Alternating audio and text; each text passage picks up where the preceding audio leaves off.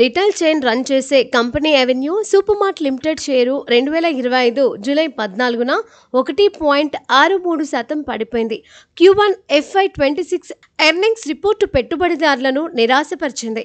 ఈ రిపోర్టులో strong revenue growth కనిపించినా లాభాలు, మార్జిన్స్ తగ్గాయి. దీంతో రిటైల్ మార్కెట్లో కంపెనీ పనితీరుపై అందరిలో అనుమానాలు పెరిగాయి. ఫలితంగా షేర్ ప్రైస్ డ్రాప్ అయింది.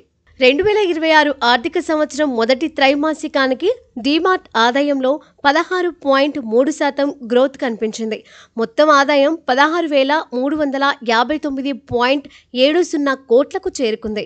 ఇది గత సంవత్సరం ఇదే త్రైమాసికంలో పొందిన 14,069.14 కోట్ల నుంచి పెరిగింది. ఈ స్థాయిలో డీమార్ట్ తన స్టోర్లకు కస్టమర్లను ఆకర్షిస్తూనే ఉంటుంది. అయితే కంపెనీ ఆపరేటింగ్ ప్రాఫిట్ కేవలం 6% పెరిగి 1,299.04 కోట్లకు చేరుకుంది. ఇది అంచనా వేసిన 1,354 కోట్ల కంటే తక్కువ. ఈ మార్జిన్లు తగ్గడం మరింత ఆందోళన కలిగించే విషయం.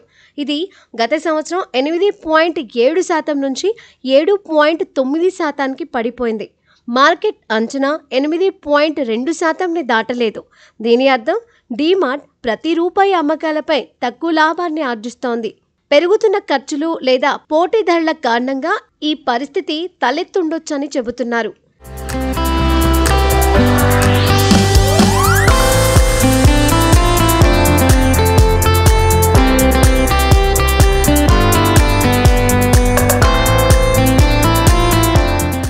నెట్ ప్రాఫిట్ లేదా కంపెనీ అన్ని ఖర్చుల తర్వాత సంపాదించే ఫైనల్ అమౌంట్ దాదాపుగా మారకుండా 772.97 కోట్ల వద్ద ఉంది.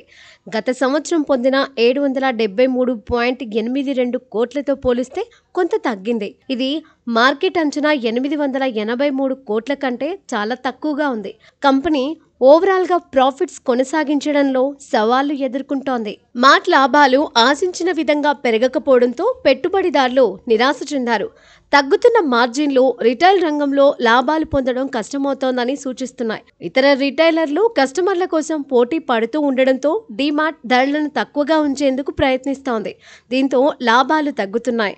షేర్ సోమవారం మధ్యాహ్నానికి 4,022 వద్ద ట్రేడ్ అవుతోంది. 1.04% లాస్తో 42 తగ్గింది.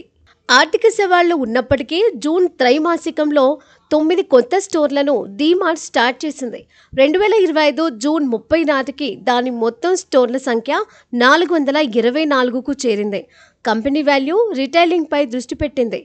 మధ్య ఆదాయ కుటుంబాలకు రోజువారీ నిత్యావసరాలు, దుస్తులు, గృహోపకరణాలను తక్కువ ధరకే అందిస్తోంది. ఈ స్ట్రాటజీ డీమార్ట్ దాని కస్టమర్ బేస్ ఆదాయాన్ని స్థిరంగా పెంచుకోవడంలో సహాయపడింది. డీమార్ట్ ఆదాయ వృద్ధి సానుకూలత సంకేతం అయినప్పటికీ తక్కువ మార్జిన్లు రిటైల్ రంగంలో సవాళ్లను హైలైట్ చేస్తున్నాయి. పెరుగుతున్న ఖర్చులు, పోటీ, ధరలను తక్కువగా ఉంచాల్సిన అవసరం కంపెనీ అధిక లాభాలను ఆర్జించే సామర్థ్యంపై ప్రభావం చూపొచ్చు. కానీ డీమార్ట్ తన స్టోర్ నెట్వర్క్ ఎక్స్పాండ్ చేస్తూనే దాని మార్జిన్లను ఇంప్రూవ్ చేసుకుంటే ఫ్యూచర్లో మంచి రిటర్న్స్ పొందుతుందని నిపుణులు అంచనా వేస్తున్నారు.